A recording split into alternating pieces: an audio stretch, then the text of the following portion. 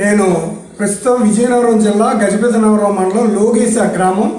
ఇది చాలా interior village. ఇప్పటికీ కూడా ఈ విలేజ్ కల్చర్ అలాగా పుట్టిపడుతున్నది.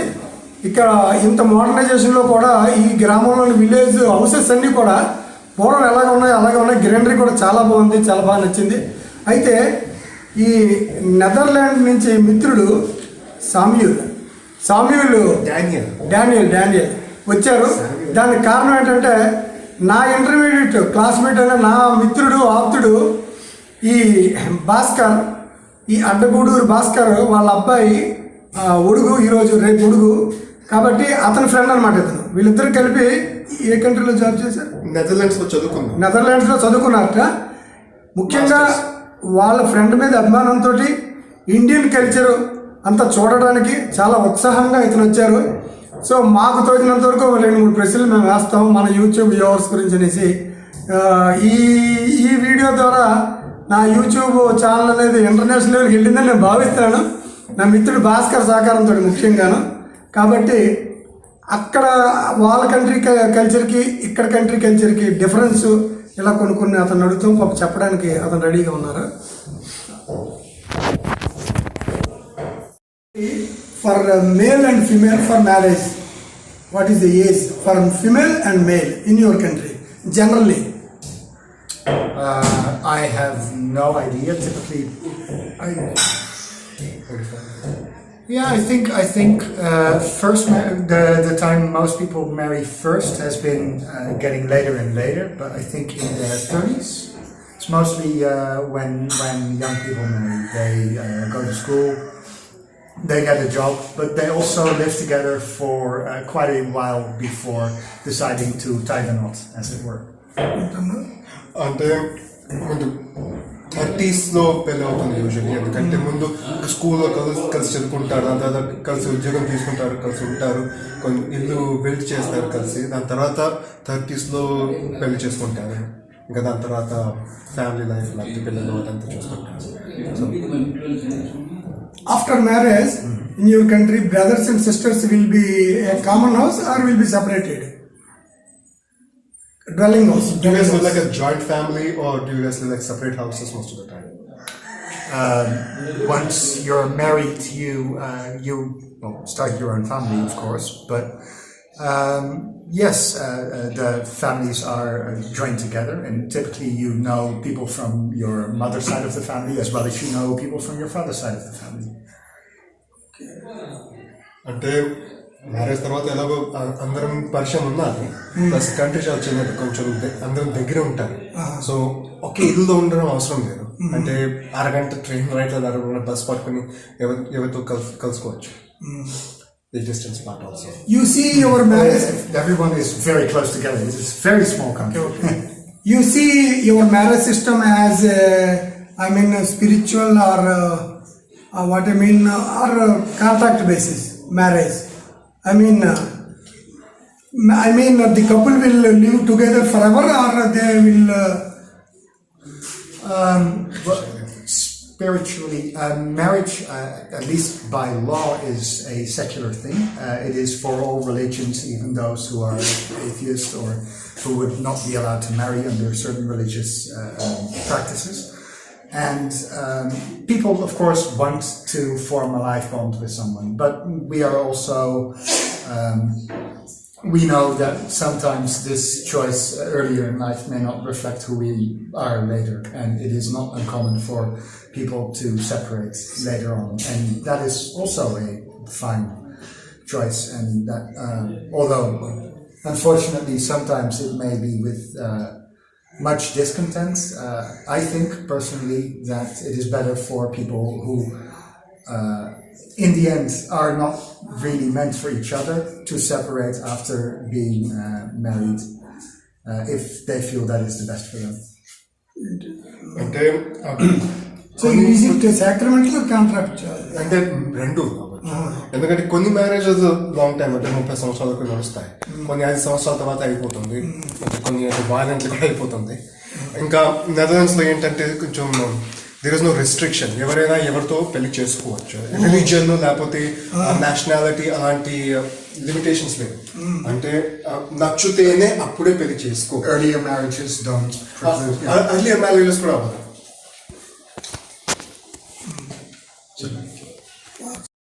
So there is any restricted relation for getting married, for the marriage relation? Suppose in India, some people with some relation, they are not supposed to marry some girl in India. Is like such a relation, such a restriction is there? Legally not. Sometimes certain families or parents would disapprove of a marriage, but culturally, I think the Netherlands is very much towards that is a bond between the people marrying, and that is something that even the parents should be able to respect.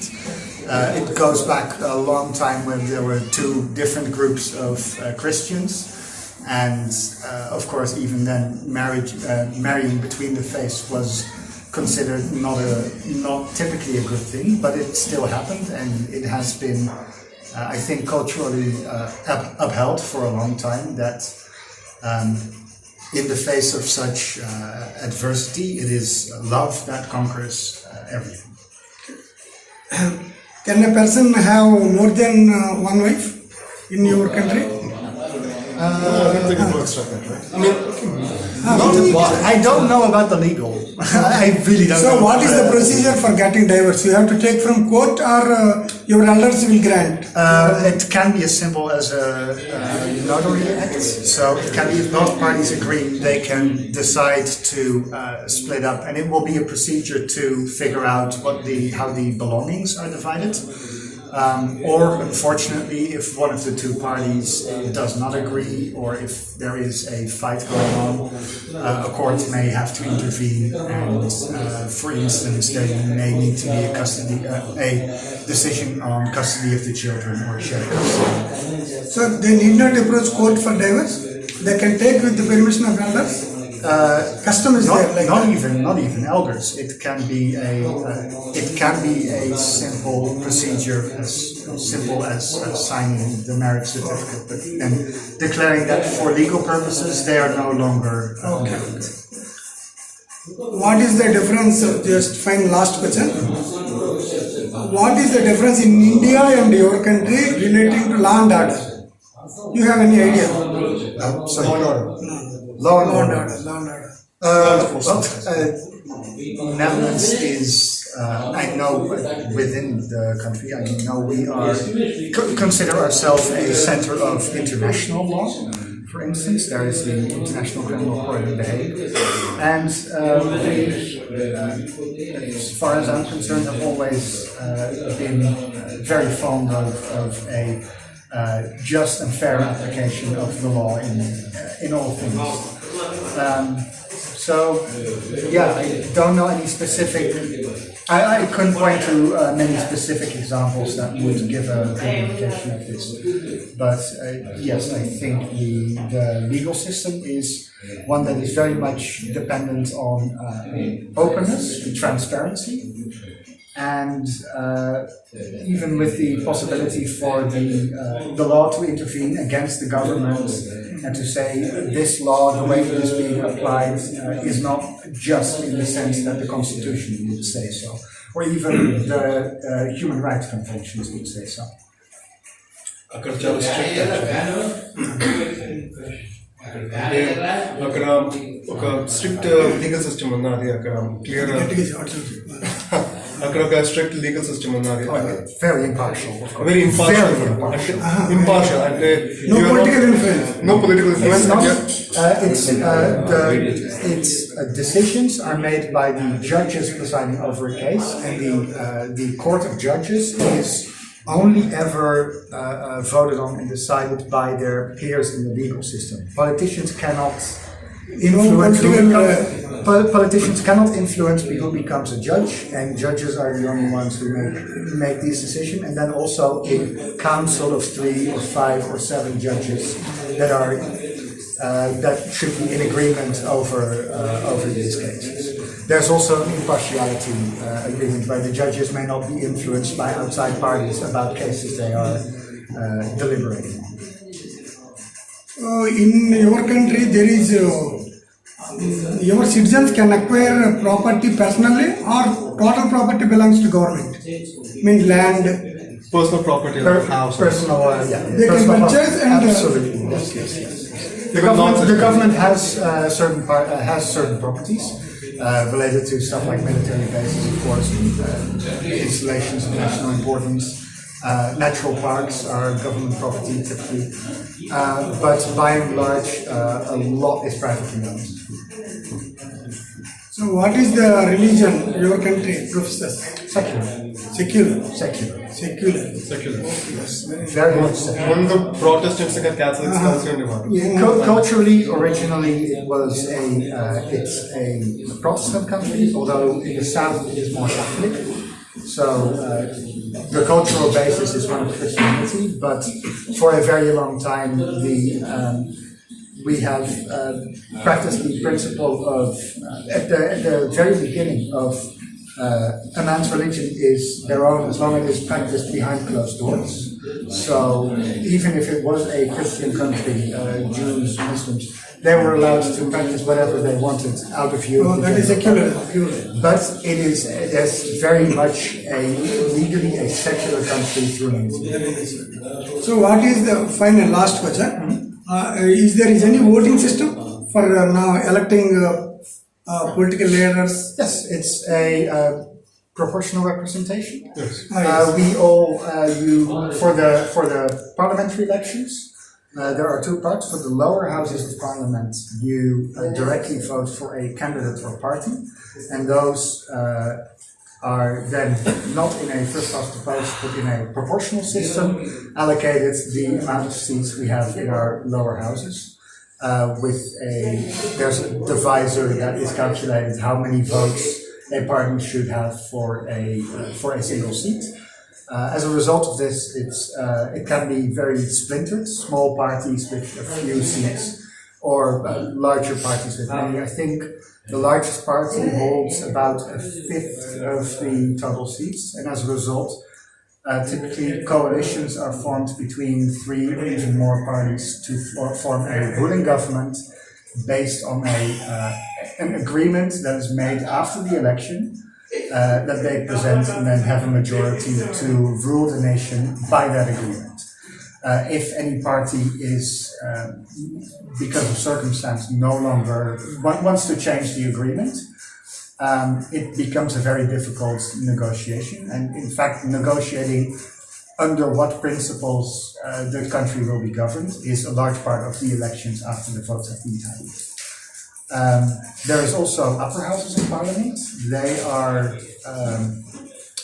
more indirectly decided on. When you have local elections for your local governments, for your mayors and your local what's it called? Gemeentes. Municipalities. That indirectly helps the parties that are elected locally into the upper houses, and those are typically veteran politicians who really examine the letter and the legality of the law as it is passed for a second time when the lower houses of parliament determine the political direction the government is taking. Thank you. Is there any bribe, corruption in your country? No, that is last question. I don't believe so. You don't believe? There is no Just justice. It's very They will be strict. punished. Yes, and there is also a lot of bureaucracy involved in tracking that there should be no corruption. Everyone's receipts are tallied and gifts అక్కడ corruption gifts above certain amounts must be declared.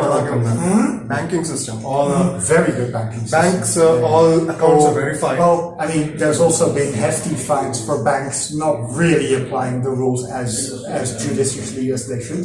But typically, legal trouble when it comes to corruption and bribery is more related to corporations trying to wiggle their way out of the system than politicians allowing it. So there is a income tax provision. Yes. The government will collect tax from the more earning persons. Yes, we have a proportional system. I think the highest tax bracket is 54%, but it's proportional in the sense that you pay the tax level for that bracket. So if the first bracket is 20,000 and the tax level is 24%, you pay 24% over the first 20,000 and then a higher rate over the next so much, and then the 54% only applies to any money you make above the highest bracket. Education and health of children is free? Yes, education is free and mandatory up to ages 16. 16, education is free and mandatory. Yes, there are troubles with school supplies sometimes, but a lot of organizations step in order to make sure that every child has the opportunity to learn and grow, at least to the point where they are able to better decide on what their future should be that crafts or further into university. So medical aid is there, free medical aid facility by government? There is a universal healthcare system. It's not exactly free. The government gives you a stipend equal to pension? No, it's they give you a monthly amount that should pay for almost all of the premiums that a health insurance coverage has. Government gives some money to everybody, every citizen.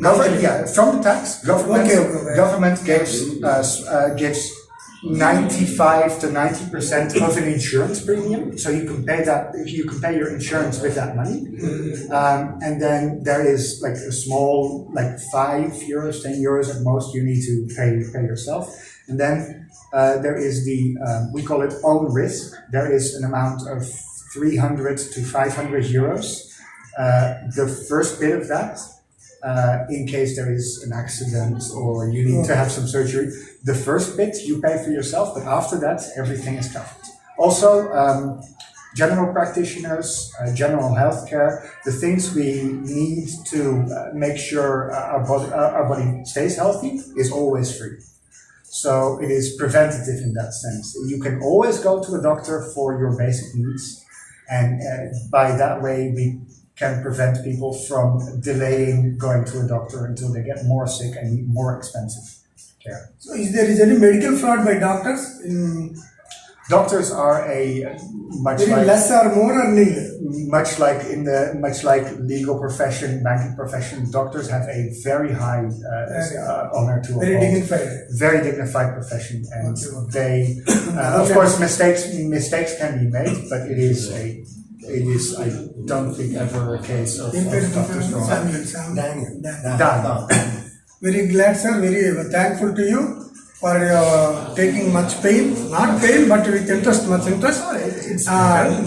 ముఖ్యంగా ఏంటంటే నెదర్లాండ్స్లో మనకి crux of his version ఏంటంటే Netherlands అనే government చాలా చక్కగా ఉంటుంది. అక్కడ corruption ఉండదు, పోలీస్ వ్యవస్థ చాలా బాగుంటుంది, పొలిటికల్ ఇంటర్ఫరెన్స్ ఉండదు, జ్యుడిషియరీ కూడా చాలా బాగుంటుంది. అలాగే మెడికల్ ఎయిడ్, ఎడ్యుకేషన్ ఎయిడ్ కూడా చాలా అంటే ఇండైరెక్ట్గా మంత్లీ పేమెంట్స్ ద్వారా చాలా చక్కగా ఉంటుందనేసి ఆ కంట్రీ గురించి చాలా చక్కగా చెప్పారు. కాబట్టి మన ఇండియా కూడా కొంతవరకు ఓకే, కానీ ఇంకా ఆ నెదర్లాండ్స్ లాగా ఇండియా డెవలప్ అవ్వాలని కోరుకుంటూ నాకు ఈ అవకాశం ఇచ్చిన మా మిత్రుడు భాస్కర్కి నా ధన్యవాదాలు తెలియజేస్తున్నాను. అలాగే ఈ అబ్బాయి ఉడికనే ఇతను వచ్చారు, అతని ఫ్రెండ్. అగో వాళ్ళ తాతగారు కూడా చూపిస్తున్నాను. మేషారు అతను ముగ్గురు అబ్బాయిలు కూడా బాగా సెటిల్ అయ్యారు. ఈ ఊరికి పెద్ద మనిషిగా ఉంటున్నారు. ఈ ఊర్లో ఎవరికే సమస్య వచ్చినా కూడా శ్రీరామూర్తి మేషారిని అందరూ కొలుస్తున్నారు. మరి అతని ముగ్గురు పిల్లలు కూడా బాగా సెటిల్ అయ్యారు. మరి నాకు అవకాశం ఇచ్చిన భాస్కర్కి ఇంకోసారి ధన్యవాదాలు తెలియజేస్తున్నాను.